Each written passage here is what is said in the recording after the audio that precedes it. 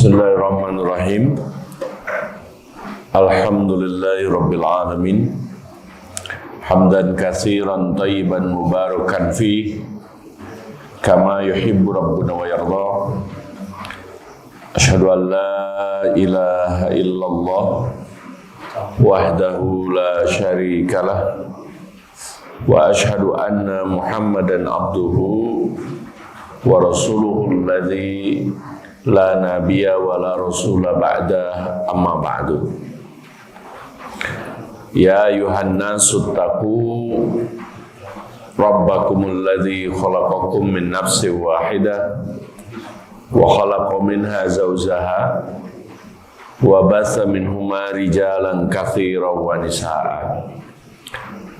Wattaqullaha alladzi tasaaluna bihi wal arham.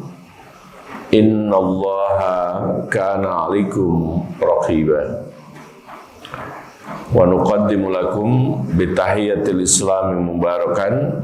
Assalamualaikum warahmatullahi wabarakatuh. Puji syukur hanya milik Allah yang tetap menggerakkan kita walaupun dalam kondisi hujan dan cuaca. Barusan juga mau nabrak pohon tuh ya. Sana ada yang luka, alhamdulillah dilindungi oleh Allah. Jalan tol kosong tapi medan rada cukup luar biasa. Ya, banyak mobil-mobil berhenti tadi. Ya, mudah-mudahan sajalah senantiasa diselamatkan oleh Allah Subhanahu wa taala. Yang kedua, kita berada dalam majelis ilmu sehingga bapak-bapak, ibu-ibu ada dalam dua rahmat sekaligus. Rahmat yang pertama adalah hujan dan rahmat yang kedua adalah majelis ilmu. Masya Allah. Padahal enaknya kan kalau lagi musim ini, lagi subuh-subuh, enaknya apa Pak? Ngopi ya, tapi nggak apa-apa, nanti ngaji sambil ngopi ya. Enaknya tidur. Dan justru orang-orang yang terbangun, orang-orang yang sholat itu karena dengan kabar gembira dari Allah, as-sholatu khairum minan naum, bahwa sholat itu lebih baik daripada tidur, ataupun sholat itu lebih menyehatkan daripada tidur. Karena tidur itu sehat. Ya, tidur itu sehat. Apalagi tidur saat pengajian. Itu sehat bisa. Ya, wa ja'alna naumakum subata. Dan kami jadikan tidur kalian itu sebagai subat, pondasi. Ya, dan yang menjadikan kita bisa hidup sehat. Judul kita pada pagi hari ini yaitu berlindung dari 4 perkara yang menjadikan hidup kita sia-sia. Ini sebetulnya doa yang diajarkan oleh Rasulullah SAW. Ya. Doa itu bunyinya, Allahumma inni a'udzubika minal arba, min ilmin la yanfa' wa min qalbin la yakhsha wa min nafsin la tashba wa min du'ain la yusma ay min da'watin la yustajabu laha. Allahumma ya Allah, ini sesungguhnya aku a'udzubika, berlindung kepadamu, minal arba, dari 4 perkara yang merusak, yang menjadikan hidupku sia-sia. Apa 4 perkara itu? Min ilmin la yanfa, dari ilmu yang tidak bermanfaat. Wa min qalbin la yakhsha, dan hati yang tidak khusyuk. Wa min nafsin la tasba, dan dari jiwa yang tidak pernah puas. ya, tidak pernah kenyang. Wa min du'ain la yusma, dan dari doa yang tidak pernah didengar oleh Allah, ataupun tidak, dalam riwayat lain dikatakan wa min da'watin la yustajabulah, dari doa yang tidak pernah diijabah oleh Allah Subhanahu wa taala. Ya. Udah hafal doa ini Bapak Ibu? Pak? Tiris? Udah hafal belum? Ibu udah hafal belum? Nah ini yuk kita coba bacain biar menghangatkan suasana kita, ya. Allahumma inni a'udzubika min ilmin la yanfa wa min qalbin la yakhsha wa min nafsin la tashba wa min du'ain la yusma. Amin, amin ya rabbal alamin. Ya. Allahumma, ya Allah, ini sesungguhnya aku, a'udzubika, berlindung kepadamu, min ilmin la yanfa, dari ilmu yang bermanfaat, yang tidak bermanfaat. Jadi yang pertama kita berlindung kepada Allah. Nah ini, kalau doa perlindungan itu biasanya diawali dengan Allahumma inni a'udzubika. Ya, a'udzubika, a'udzu, berlindung. Ya, itu doa perlindungan. A'udzubillahi minasyaitonirrajim, itu perlindungan kepada Allah. Kalau doa permohonan biasanya diawali dengan Allahumma inni as'aluka. Ya, jadi kalau a'udzubika berlindung dari, kalau inni as'aluka saya memohon kepadamu ya Allah, diberikan. Ya kan? Diberikan dari apa? Dari apa? Nah itu ya. Min ilmin la yanfa, dari ilmu yang tidak bermanfaat. Karena sejatinya ilmu harusnya bermanfaat. Ya. Yang disebut dengan ilmu itu adalah ya pengetahuan yang bisa membedakan mana yang hak, mana yang batil, mana yang baik dan yang buruk. Nah itu fungsinya ilmu. Dan ilmu ini satu-satunya warisan yang diwariskan oleh para nabi, termasuk oleh Nabi Muhammad SAW. Ya, itu adalah ilmu. Rasulullah tidak mewariskan harta, tidak mewariskan aset, tidak mewariskan apa-apa. Beliau orang miskin, orang sederhana, tapi sangat berkecukupan. Yang beliau tinggalkan adalah apa? Ilmu. Ya. Dan dasar ilmu itu kira-kira apa Pak? Dasar ilmu itu apa? Dibantu Pak, biar cepat tausiahnya, biar cepat selesai kita. Apa? Baca Pak. Iqra. Dasarnya Iqra. Itu dasar ilmu, yaitu membaca, literasi atau reading. Itu membaca. Makanya sekarang negara-negara dan bangsa-bangsa itu bisa maju peradabannya karena apa? Karena bacaan. Ya. Dan kalau lihat negara kita maju atau tidak, dilihat apa? Apakah dilihat bangunan pemerintahannya, apa dilihat komplek perumahannya, atau dilihat apanya? Perpustakaannya. Setanya di sini di Bandung Barat perpustakaan di mana ya? Ada yang perpustakaan? Ya di rumah masing-masing. Ya. Nah, jadi itu dari perpustakaan ya ternyata. Kembali kepada bacaan. Dan sekarang godaannya banyak yang kembali kepada tontonan, bukan tuntunan. Ya, kalau bacaan pasti mengajarkan reading. Baca, Iqra. Kalau tontonan mengajarkan scrolling. geser-geser gitu. Ya, bacaannya sekilas, info-infonya instan. Tapi kalau baca itu menjenuhkan. Ya, baca itu rada menjenuhkan. Padahal dasar ilmu itu membaca.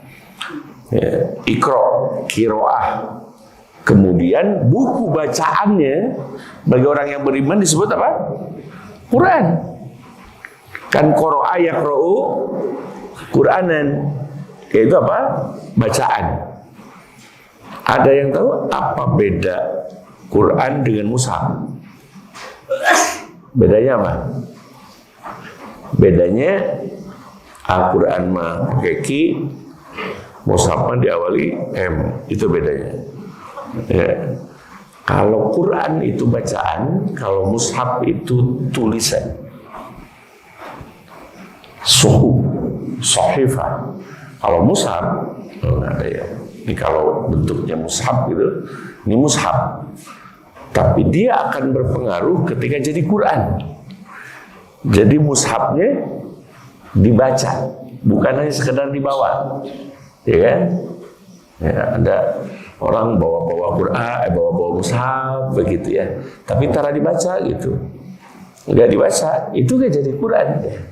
Makanya di dalam Al-Quran, A'udzubillahi minasyaitonirrajim, surah Al-Isra ayat 82 itu dijelaskan, wa nunazzilu minal Qur'ani ma huwa shifaa'un wa rahmatul lil mu'minin wa la yazidu dzalimina illa khasar.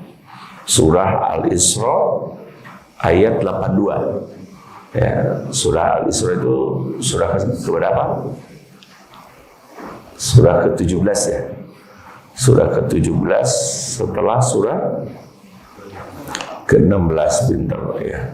An-Nahl. Ya. Nah, di sana dijelaskan wa nunazzilu minal Qur'an, dan Allah segera turunkan Al-Qur'an, bacaan. Artinya Quran itu menjadi Quran ketika dibaca. Ma huwa syifaun, baru jadi obat.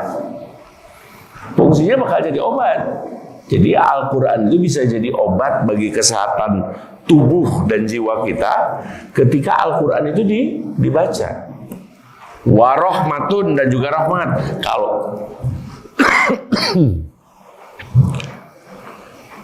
Kalaupun nggak ada obatnya, maka ingat kesembuhan itu milik Allah. Allah akan kasih rahmat. Jadi Masya Allah, kalau kita sakit, misalkan kalau apa-apa, coba baca Al-Quran. Ya, jadikan Al-Quran itu sebagai mantra, sebagai doa-doa, sebagai penyembuh, sebagai ruqyah ketika kita ingin minta kesembuhan kepada Allah Subhanahu Wa Taala. Maka ketika gak ada obat pun, ketika belum ada obat penyembuh pun, maka insya Allah dia bakal disembuhkan oleh Allah Subhanahu Wa Taala karena rahmat.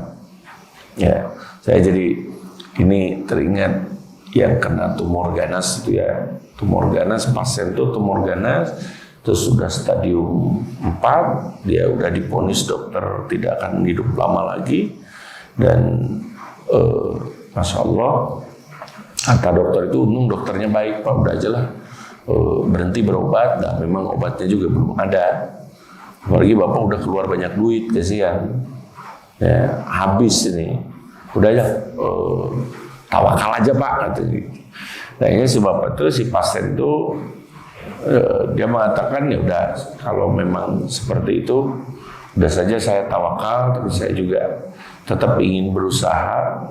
Gak mau mati saya sia-sia. Saya pengen mati itu dalam keadaan husnul khotimah. Nah, lalu apa yang akan saya kerjakan? Tidak ada yang bisa saya kerjakan kecuali baca Quran. Kecuali hanya baca Quran. Hanya. Dia baca Quran, murojaah, terus bolak-balik. Ya. Sampai kemudian dia sampai ke surat Toha ayat 105. Ya, A'udzubillahi minasyaitonirrajim. Wa yas'alunaka 'anil jibal. Mereka bertanya tentang bagaimana gunung nanti di hari kiamat. Qul yansifuha rabbi nasfa. Katakanlah, sesungguhnya Allah yang akan menghancurkan selembur-lemburnya. dia rada ngait tuh, rada ngonek ke hatinya. Ayat ini kayak dahsyat banget nih. Iya kan? Ini bukan berarti mantra kanker, bahwa doa kanker ini bukan. Tapi kita simak kisahnya, dan ini kisah nyata menurut testimoni, dan ini juga mengandung faidah ilmu. Iya kan? Nah, qul yansifu rabbin nas, Allah akan menghancurkan segala. Kata dia, gunung aja yang dahsyat bisa hancur sama Allah. Ya kan? Apalagi apa? Apalagi penyakit saya yang kayaknya ya kecil di hadapan Allah Subhanahu wa taala. Ya, dan itu ayat itu dia ulang-ulang terus. Senang dia sama ayat itu sampai kemudian dihayati, dihafalkan, direnungkan sampai menetes air matanya, sampai dia bergetar. Dan Masya Allah, Pak, apa yang terjadi setelah bolak-balik memurojaah Al-Quran itu bagi pasien tumor ganas itu, pada akhirnya pasien itu meninggal dunia. Itu terami meninggal, Pak. Jadi nggak happy ending. Ya pada akhirnya sih meninggal, sembuh total. Sembuh total. Ya, dan ini dahsyat itu. Ya, ternyata ya kita harus yakin kalau memang semuanya digerakkan oleh Allah, termasuk sel-sel yang tidak terlihat, bakteri, kuman, itu juga semuanya dikendalikan oleh Allah Subhanahu wa taala. Ya kan? Nah ini saya bayangin gitu kan tadi itu, kalau ngebut nih takut goyang, terus ada air, ada apa, terus juga gak kelihatan. Makanya untuk nih, apalagi misalkan di daerah pegunungan gitu, ya kan, model pesawat dan lain sebagainya. Yang kemarin kita musibah itu yang ATR itu ya, yang kemarin, yang sekarang korbannya belum ditemukan gitu ya, kan ada yang sampai ke jurang 500 meter. Allahu Akbar, saya bilang kuasa Allah ini luar biasa. Yang bayangin gimana paniknya gitu kalau kecelakaan terjadi di udara. Soalnya kayak kecelakaan tuh mau di udara, mau di laut, mau di darat, tragis ya tetap gitu, ya kan. Ya, cuman ini ya karena memang jenazahnya belum ditemukan, terus belum bisa diidentifikasi. Dan ya doanya juga ternyata ada yang keluarganya jamaah kita juga ya, yang ada di pesawat itu. Dan kemarin ya udah dikuburkan di Garut. Dia nanya, Ustaz, apakah saudara saya syahid atau enggak? Katanya. Kalau dalam perjalanan, terus juga kalau dari rumah juga mengucapkan Bismillahirrahmanirrahim, segala menyerahkan kepada Allah, niatnya bersih. Apalagi dia juga lagi patroli udara gitu. Ya insya Allah, saya bilang, ya syahid ya, di jalan Allah Subhanahu wa taala. Ya, tetapi ya itulah ya, kondisinya yang kemudian menjadikan kita prihatin. Dan alhamdulillah kita bisa selamat, ya, dijauhkan dari bencana, musibah, bala. Tapi bukan berarti dijauhkan dari kematian. Kematian mau ada bencana mau tidak tetap mati, ya kan? Mau sakit atau sehat tetap mau gitu, tetap wafat. Ya, gak akan bisa menghindari kematian. Kemudian ilmu itu pertanda kebaikan yang dikehendaki oleh Allah. Makanya kalau ibu-ibu, bapak-bapak rajin ke majelis ilmu, pasti bapak lagi dibaik-baikin sama Allah. Ya kan? Sadar gitu datang ke majelis taklim. Dan kemudian apakah kalau ada seorang muslim rajin sholatnya biasa, disiplin, terus saumnya biasa, tapi jarang ke majelis ilmu, nggak mau belajar, nggak mau menghafal, nggak mau menghayati Al-Quran, ya kan? Maka dia hanya menjalankan syariat saja. Ya, menjalankan syariat. Baik sih baik. Tapi tentu saja kalau dia berilmu pasti lebih baik. Karena itu beberapa keutamaan ilmu selain bakal dimudahkan oleh Allah, kan gini, wa man yuridillahu bihi khairan yufaqihu fiddin. Barang siapa seseorang itu dikehendaki oleh Allah berada dalam kebaikan, dia dimudahkan belajar agama, dia dimudahkan baca Quran, dia dimudahkan buka mushaf. buka wungkul gitu, tutupkeun deui gitu. Dibuka deui, tutup deui gitu. Kayak buka WhatsApp gitu ya. Ya, jadi dimudahkan dia baca mushaf, dimudahkan dia hafal Quran, dimudahkan dia belajar, diluangkan oleh Allah waktu untuk ke majelis talim, diberikan kesempatan untuk datang ke orang-orang baik, ke orang-orang berilmu dan seterusnya. Nah, itu diantaranya. Kemudian orang yang berilmu juga dimudahkan jalannya ke surga. Ya, kata Rasulullah, man yaltamisu fihi ilman, sahalallahu bihi tariqan ilal jannah. Barang siapa yang dia selalu iltimas, selalu respect, apresiasi, selalu rajin ya ke majelis ilmu, ya sahalallahu tariqan ilal jannah, maka dia akan dimudahkan jalannya ke surga nanti. Ya, jadi insyaallah ahli ilmu itu pasti akan dimudahkan jalannya ke surga nanti. Ya, amin ya rabbal alamin. Kemudian lalu apa Ustaz?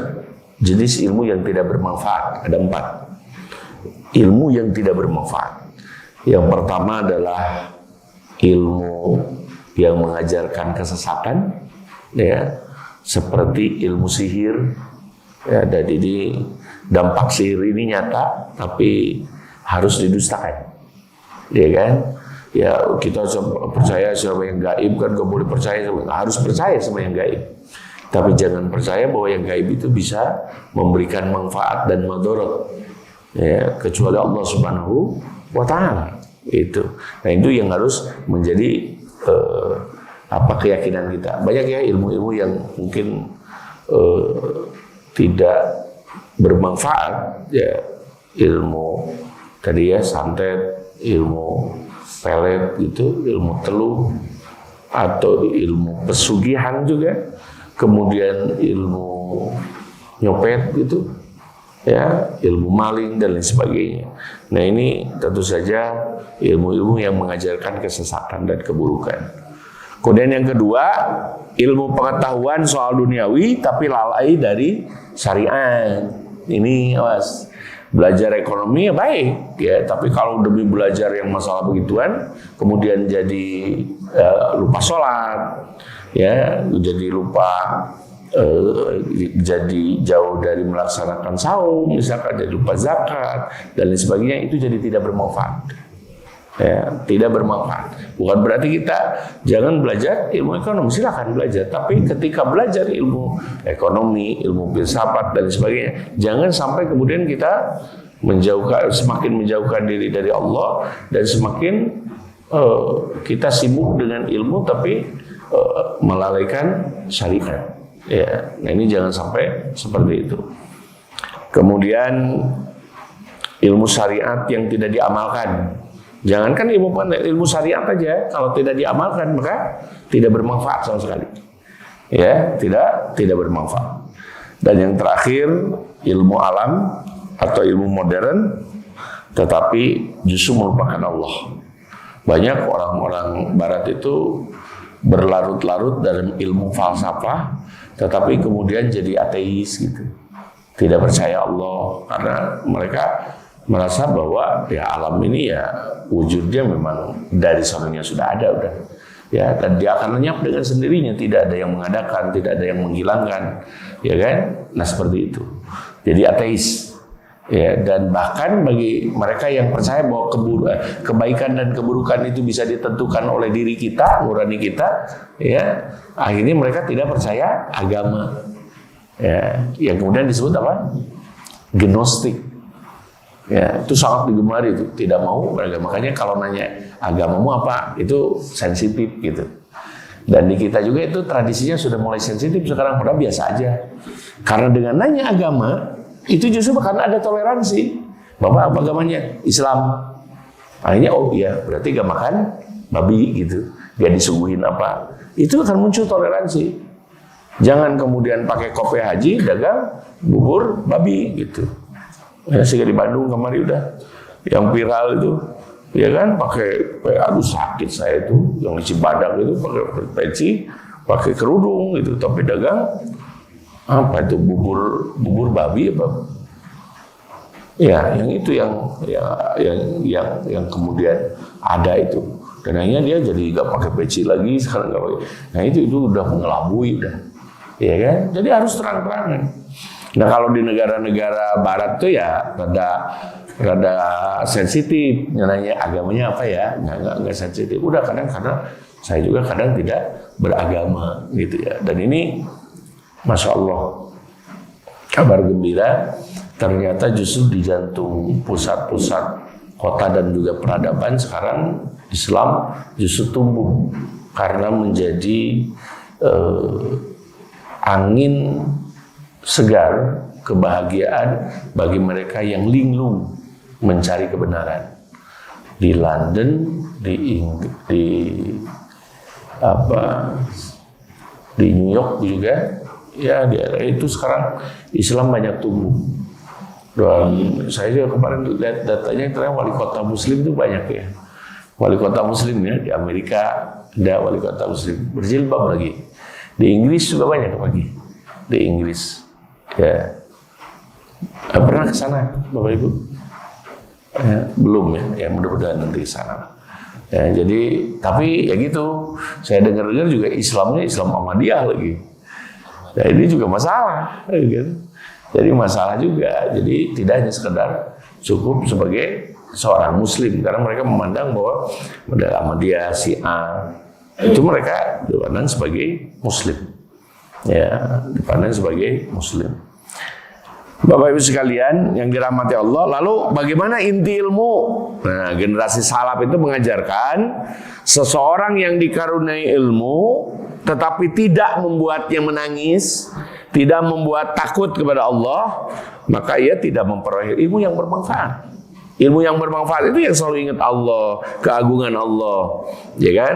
Ketika belajar misalkan tentang geologi, misalkan ketika belajar geografi, dia langsung menyaksikan kebesaran Allah Subhanahu wa taala di sana. Sehingga jadi bahwa ilmu ini juga milik Allah, untuk Allah, dan tentu saja agar bisa bermanfaat. Karenanya kita diajarkan satu doa ya oleh Rasulullah SAW setelah sholat subuh pagi hari. Ya, kita pagi hari itu diajarkan doa, Allahumma inni as'aluka ilman nafi'an wa rizqan thayyiban atau wa rizqan wasi'an wa amalan mutaqabbalan. Jadi Allahumma ya Allah, ini aku memohon, as'aluka memohon kepadamu ilman nafi'an, ilmu yang bermanfaat, karena sia-sia kita belajar tapi nggak ada manfaatnya. Ya, ilman nafi'an, ilmu yang bermanfaat. Warizqan thayyiban, dan rizki yang baik. Ya, yang baik ini berarti setelah halal. Kalau dasarnya halal, thayyib, ya. Jadi halal dulu kemudian thayyib, halal baru yang baik.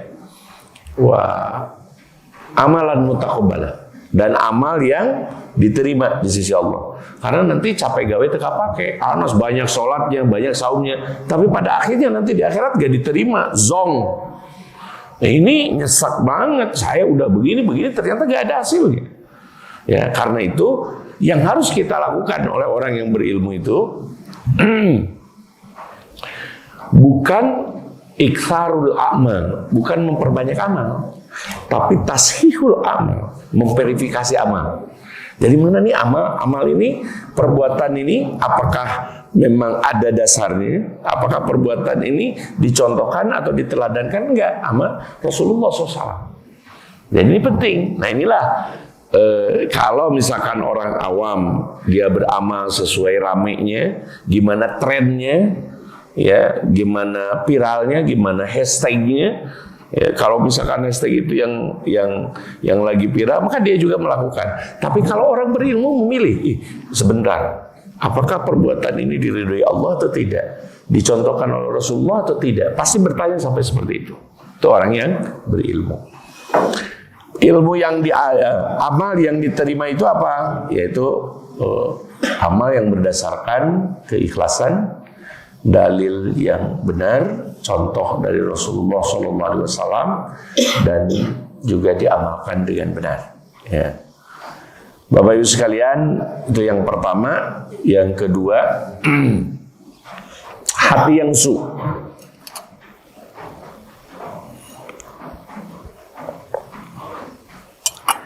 Min qalbin la yakhsha. Berlindung kepada Allah dari hati yang tidak khusyuk. Khusyuk itu biasanya identik dengan apa?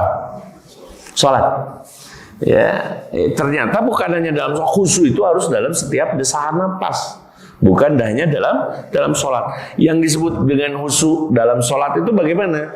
Khusyuk dalam sholat itu tepat gerakan, tepat kaifiat, ngerti bacaan, paham apa yang dibaca, ya.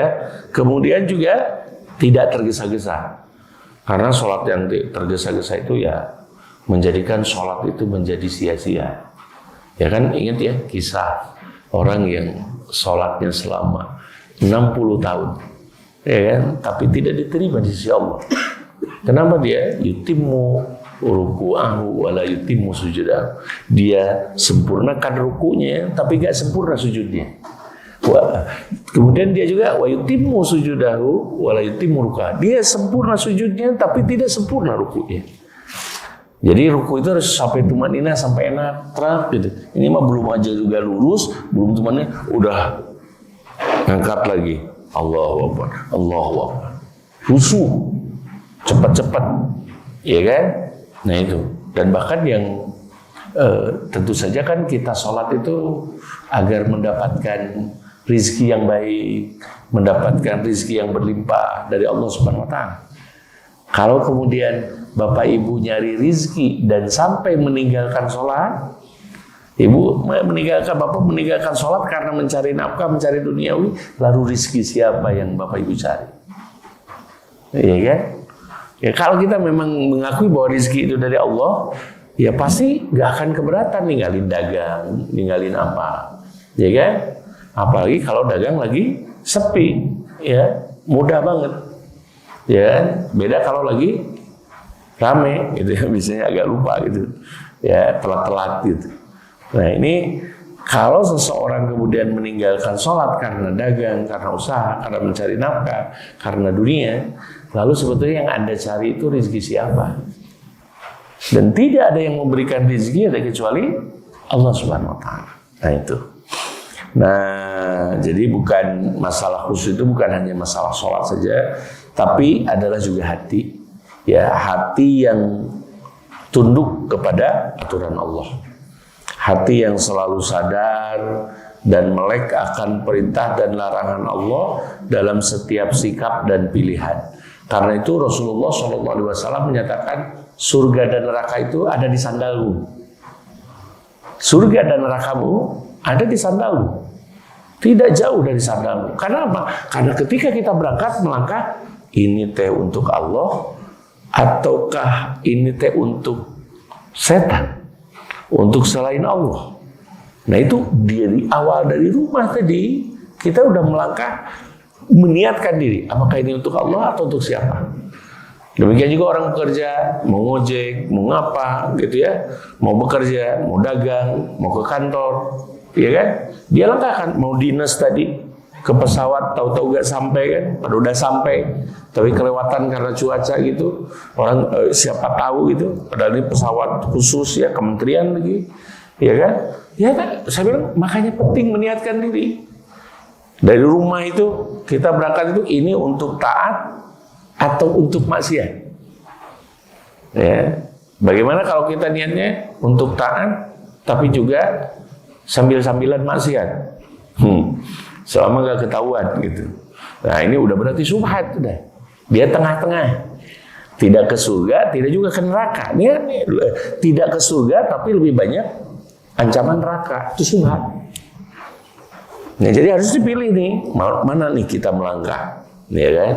Dan tentu saja tidak selamanya, wah berarti harus langkahnya ke masjid, Ustaz. Enggak juga. Kalau ke masjid mau maling kotak amal berarti maksiat udah itu mah. Ya kan? Jadi tidak yang selama ke masjid juga kebaikan, tidak selama juga. Ya kan? Nah itu diantaranya. Nah, usul itu tentu saja yang paling tinggi adalah ikhlas dalam menerima takdir Allah. Apapun yang ditakdirkan kepada kita, maka ikhlaslah. Ya, tidak perlu membanding-bandingkan dengan orang lain, dan juga bersyukurlah. Ya, ketika saya hidup banyak nyesal, banyak kecewa, satu hal Pak, zikir yang kemudian mungkin banyak kita sepelekan, yaitu zikir Alhamdulillahirabbil alamin. Baca itu. Kalau Bapak banyak mengeluh, sekalipun ketika diberikan sakit, sekalipun diberikan cobaan, itu kalau di mobil, udah deh, kalau lagi nyesek, banyak ujian dari istri lah, dari anak lah, dari dari tagihan lah, pokoknya dari ujian nih. Kalau ujian, udah, saya pasti ketika nyetir itu Alhamdulillahirabbil alamin, Alhamdulillahirabbil alamin. Kesel kene wae Alhamdulillahirabbil alamin. Kesel kene wae alhamdulillah, gitu makin kencang. Biar hatinya yang ragu itu keyakinin, setannya keusir. Ya, beres alhamdulillahirabbil alamin masih kesel kene astagfirullah, udah ngambek lagi itu udah.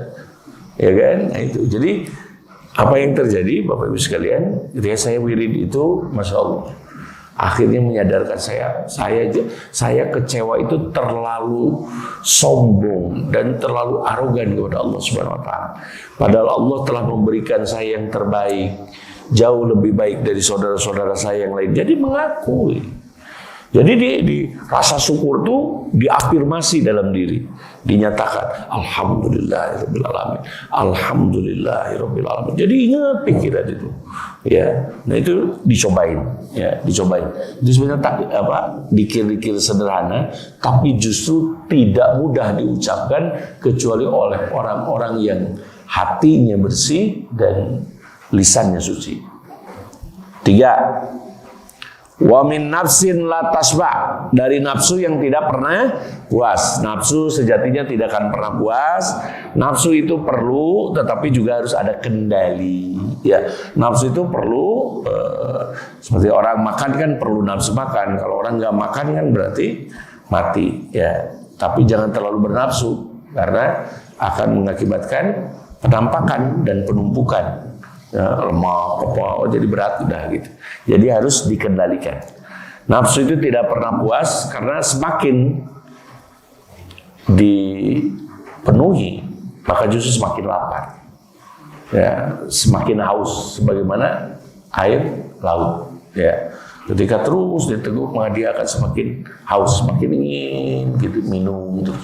Dan begitu Pak, ternyata dunia itu tidak ada umurnya. Banyak orang-orang yang sudah sepuh tapi terus saja ngoyo dengan duniawi, dengan apa? Apalagi kalau umur Bapak Ibu sudah melewati 40 tahun. Ya, garis 40 tahun.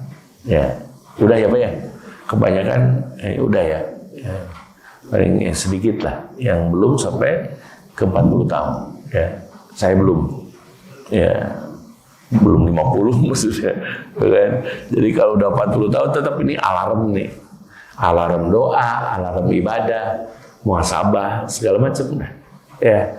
Karena jangan melihat keluarga di usia 40 tahun, karena itu adalah hasil yang kita didik, baik itu istri, anak, keluarga, semuanya itu dihasil apa 40 tahun.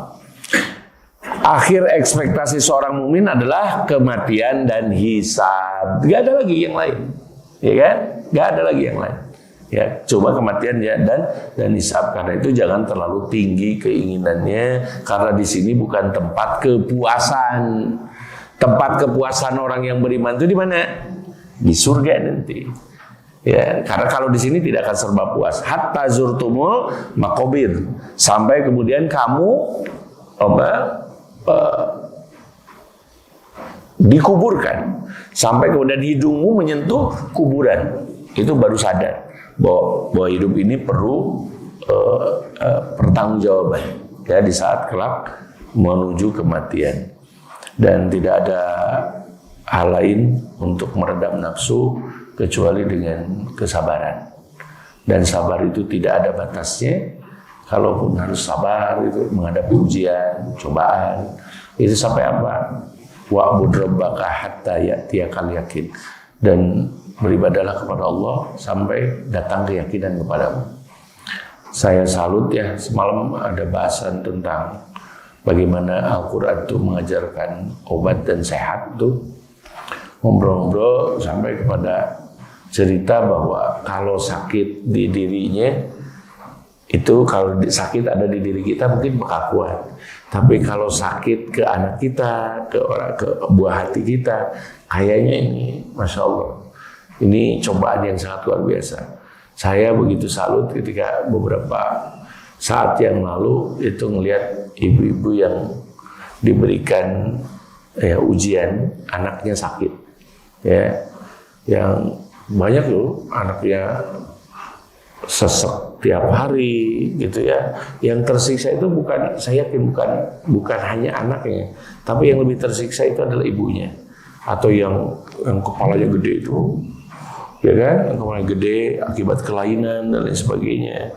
Ya, karena pernah adik saudara saya juga itu, karena itu dia membesarkan anak itu setiap hari dengan sabar sampai kemudian sampai di 7 tahun itu anak laki-laki lagi keinginannya, tapi punten agak kelainan, ya, dan akhirnya meninggal, ya, dan akhirnya meninggal. Dititipkan cuman untuk menguji ibunya. Ini dahsyat banget. Ya, karena itu saya sering salut mereka punya kesabaran yang sangat luar biasa, dan itu harusnya menjadi contoh dan hikmah bagi kita. Terakhir, doa yang tidak diijabah. Wa min du'ain la yusma wa min dawatin la yustajabulah. Kenapa doa tidak diijabah? Karena tidak tepat syaratnya, caranya, dan waktunya. Itu doa kenapa kemudian tidak diijabah. Di antara beberapa doa itu yang tidak diijabah itu kan, di antaranya satu, karena makanannya haram. Nah, dia punya nafkah, sumber nafkah yang haram, tapi dia minta yang halal. Dia minta kebaikan, nggak bisa. Ya kan, makanannya haram. Ataupun doa yang merusak silaturahim. Ya, doa yang menyuruh orang bercerai-berai. Ya Allah, mohon pisahkan dia dengan kekasihnya, karena saya adalah mantannya. Ini nggak boleh itu.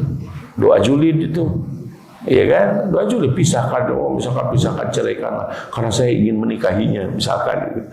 Ini nggak boleh. Ya, doa-doa yang bisa memecah. Kemudian yang ketiga, doa itu kan ada adabnya. Adabnya di antara misalkan satu waktunya. Kapan waktu terbaik berdoa?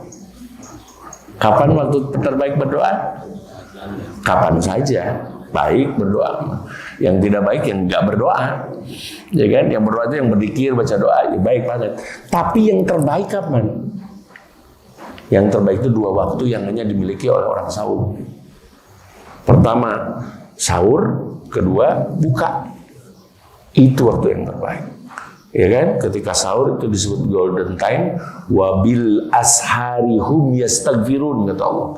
Yang ketika waktu sahur dia minta ampun kepada Allah. Jangankan minta dunia, ampun saja dikasih sama Allah. Ampunan aja dikasih sama Allah. Ya kan? Itu waktu sahur, kemudian waktu berbuka. Ya, insyaallah besok berapa hari lagi? Saum lagi? 30 harian. Apa? 25. Ya, sekitar 25 hari lagi ya kita akan Ramadan. Mudah-mudahan Bapak Ibu semuanya kita disampaikan ke bulan Ramadan, disehatkan semuanya, ya, kemudian dimampukan dalam banyak berbuat baik, menjadi kesempatan terbaik kita di tahun ini. Dan insya Allah ya besok ya Ramadan itu akan bertepatan dengan tanggal 1 Ramadan ya. Karena nggak jelas kapan Ramadannya. Ya nanti kita nunggu keputusan juga, ketetapan. Ya, yang jelas Ramadan ini begitu berkah, dan tidak hanya menunggu Ramadan, mereka yang biasa saum Senin Kamis, kemudian biasa saum sunat, ini luar biasa. Dia punya waktu terbaik. Dan bahkan bukan hanya bagi yang saum saja. Mereka yang bangun malam, maksudnya bukan bangun malam, salat malam. Kalau nyebut bangun malam berarti bangun malam sebagai kebaikan, maka cuma bangun ngumpul sarewe deui, alhamdulillah. Ya itu lebih baik daripada sholat. Ya bukan gitu. Sholat malam maksudnya. Ya sholat malam Ya kan, sholat malam itu luar biasa, dahsyat, itu di waktunya. Kemudian caranya, nah ini ada cara Pak, rahasianya. Yang pertama itu apa?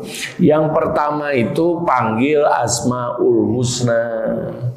Ya, walillahil asmaul husna. Panggil Asmaul Husna. Kalau lagi miskin panggil yang maha kaya, kalau lagi bingung panggil yang maha perkasa. Ya kan, panggil ya Aziz, ya Jabbar, ya kan, ya Rahman, ya Rahim, ya Dzal Jalali wal Ikram, panggil itu. Kemudian yang kedua, bersolawat ke atas Nabi, ya, bersolawat ke atas Nabi Sallallahu Alaihi Wasallam.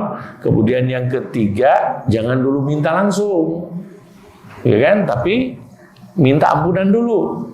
Ya, doa yang paling saya senengin ya doa dari Bapak kita, Rabbana zolamna anfusana wa illam taghfir lana wa tarhamna lanakunanna minal khasirin. Itu doanya. Kemudian setelah yang gitu, kemudian yang keempat, setelah itu baru minta doa. Ya, minta doa kepada Allah. Ya Allah, mudah-mudahan dikasih rumah tipe berapa, 2 lantai gitu. Boleh begitu? Boleh berdoa gitu? Detil? Nggak apa-apa, silakan. Berdoalah. Kalau minta mobil apa, merek apa, warnanya sekalian. Ya kan? Nggak apa-apa, silakan. Sugesti untuk diri. Ya walaupun sebetulnya nggak harus detail juga, karena ada yang berdoa minta satu mobil ternyata warnanya jadi beda gitu, minta dikembalikan lagi sama Allah gitu. Ya kan, udah jangan begitulah. Dan jangan terlalu detail. Tapi juga jangan terlalu umum. Sehingga berdoa itu udahlah usah dilila-lila teuing di masjid aja dikir. Kan doa mah udah aja, Allah juga tahu keinginan kita. Dan Allah Maha tahu apa yang ada dalam hati kita. Akhirnya berdoa, ya Allah, Engkau Maha tahu apa yang ku mau. Amin. Balik udah. Ya kan, enggak gitu juga. Ya kan, enggak gitu juga. Nah, ini sebetulnya bukan Allah enggak Maha tahu. Persoalannya sugesti, Pak. Sugesti yang harus ditanamkan dalam diri kita, keimanan. Nih, yakin Allah Maha Kaya, yakin Allah bisa memberi. Justru yang bermasalah itu kamu sama Allah. Biar kita yakin, semakin yakin, semakin yakin dengan pertolongan dan kekuasaan Allah Subhanahu wa taala. Kemudian Bapak Ibu sekalian, ada 3 doa yang segera dikabulkan oleh Allah Subhanahu wa taala. Ya, itu tadi caranya, waktunya juga termasuk cara itu mengangkat tangan, tapi di waktu-waktu yang memang dicontohkan oleh Rasulullah untuk mengangkat tangan. Ini juga tidak sembarangan. Ya, tidak semua doa kemudian mengangkat tangan. Ya. Nah, ini harus dipisahkan. Makanya banyak perbedaan. Ya, ini kenapa kemudian jadi sensitif dan tidak dewasa? Karena memang ketika membahas ini banyak ada ngambil perbedaan. Tapi kalau kita pelajari dalilnya gimana, kita nggak jadi masalah ada perbedaan. Kalau dalam kaifiat, ya yang terpenting punya dasar. Tapi kita harus memilih mana yang lebih sahih, mana yang lebih bisa dipertanggungjawabkan. Karena kita menginginkan sholat, berdoa seperti apa yang diajarkan oleh Rasulullah SAW. Shollu kama ra'aitumuni usolli. Sholatlah sebagaimana aku sholat. 3 orang yang segera dikabulkan oleh Allah Subhanahu Wa Taala. Salah satu dakwatu mustajabah. Ada 3 orang yang segera dikabulkan doanya oleh Allah. Yang pertama adalah as-shaim, orang yang sahur. Jadi orang yang sahur tetap juara. Ya, karena itu yang pertama tadi sahur, yang kedua ketika berbuka. Ya, ketika berbuka apa doanya? Allahumma barik lana bima razaqtana wa qina. Itu doa dahar ya. Atau termasuk dahabatu ma'u wabtalatin, itu doa dahar juga. Maksud saya, sebelum itu ketika tenggorokan kering, sebelum makan minta doa sama Allah. Dan inilah deril ngabuburit. Ngabuburit itu bukan motoran terus nongkrong, bukan, ngadoa. Ya, tapi ngadoanya di bundaran. Tetap ngabuburit. Ya, berdoa, minta sama Allah. Kita sudah melaparkan, mengosongkan perut kita karena Allah, maka Allah akan memberikan apa yang diminta. Maka mintalah. Ya, ketika maghrib. Kemudian yang kedua, musafir, orang yang sering bepergian. Termasuk musafir itu bukan hanya orang yang pergi umroh, pergi haji, enggak. Termasuk yang dinas tadi. Orang yang dinas dalam pekerjaan, selama dia bukan berada dalam maksiat, maka doanya akan dikabul oleh Allah Subhanahu wa taala. Tapi kalau dia berada di jalan maksiat, tidak akan pernah dikabul. Misalkan mau nyopet, ya Allah, mudah-mudahan hasil copetan hari ini misalkan rada banyak ya Allah gitu, dan lindungilah saya dari gebugan masa gitu misalkan, kan? Nggak bisa karena dia meminta kepada Allah yang Maha Suci tapi dia berbuat kotor. Jadi doa itu akan dikabul oleh Allah selama tidak berada dalam perjalanan maksiat. Karena itu jaga perjalanannya, termasuk punten, termasuk rihlah, termasuk piknik. Misalkan ada Masjid Uwah, Haji Stalim itu piknik, misalkan ke mana, ke Pangandaran gitu, ke mana. Selama di perjalanan karaokean. Selama di perjalanan banyak doa. Ya kan? Banyak doa, banyak berdoa.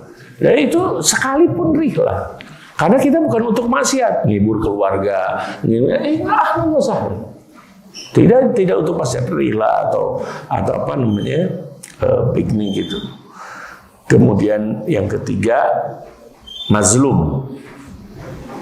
Termasuk musafir ini, Bapak Ibu, teman-teman sekalian, coba amalkan ketika saya itu paling nyaman banyak berzikir itu ya ketika nyetir, udah. Ketika bepergian kemana saya gak mau ngelewatin dengan zikir. Karena apa? Karena saya sering kecewa ketika di lampu merah lama pisan gitu. Kalau di lampu merah Samsat itu kan, Bandung itu di Soekarno-Hatta itu kan lampu merah terlama di dunia, versi on the spot itu udah. Jadi lama bisa gitu. Tapi ngomel-ngomel, ngeluh, jadi ngamuk. Ya, apalagi lihat kendaraan yang lainnya SKSD. Biasa akrab pisan sampai nyium spakbor, ada yang nyium plat nomor gitu ya. Ya kan kalau orang lain berjarak gitu, ini alakrab, repet gitu. Ngambek-ngambek dan di rumah ada masalah, udah. Mendingan banyak berzikir. Ya, dan itu satu ucapan, dua ucapan itu tidak sederhana. Apalagi zikir la ilaha illallah. Kalau terbiasa, atau la haula wala quwata illa billah, kalau terbiasa, maka lisan zikir itu akan terbawa sampai sakaratul maut. Kalau udah terbiasa, ya kan, akan kebawa kebiasaan ketika hidupnya, akan kebawa ketika matinya. Ya, ketika musafir, perjalanan, dan yang terakhir mazlum, dizalimi.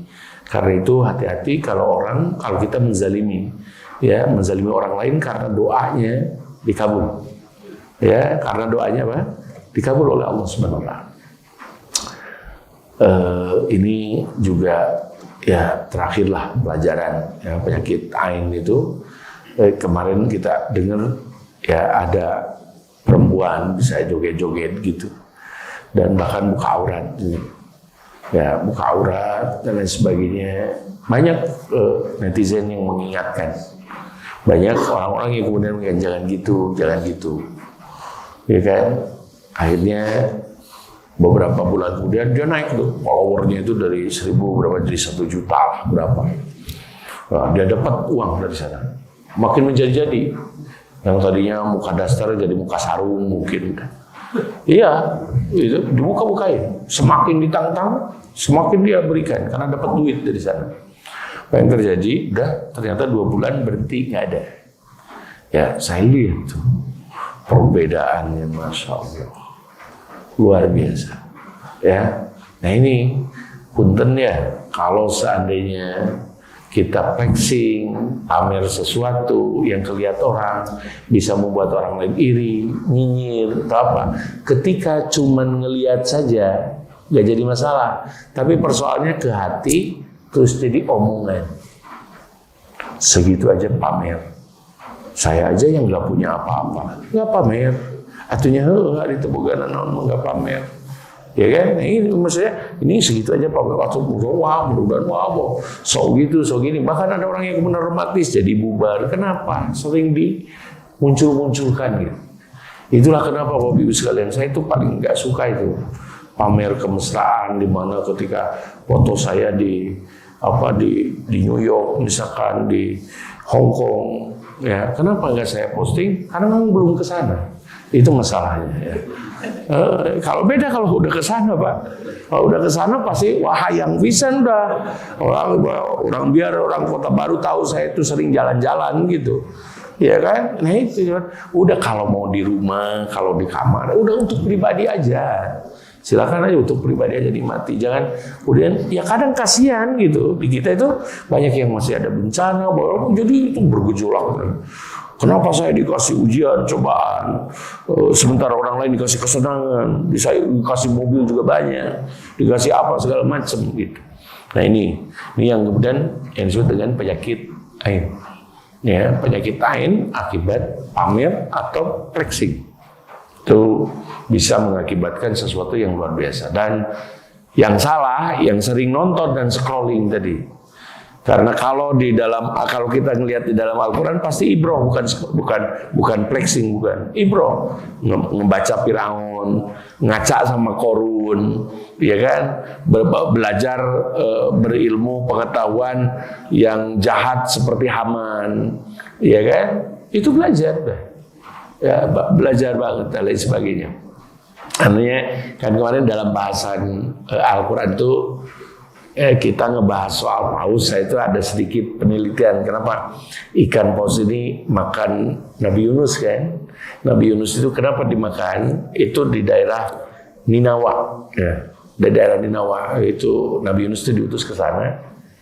Udah pernah Ibu ke daerah Ninawa? Pasti belum ya, kasihan. Ya, jadi itu daerah di Palestina lah. Ada daerah di Palestina sekarang itu tuh, masya Allah, itu dimakan tuh karena apa? Karena khianat sama ilmu. Ini yang tadi lupa kita ceritakan, saya khianat sama ilmu.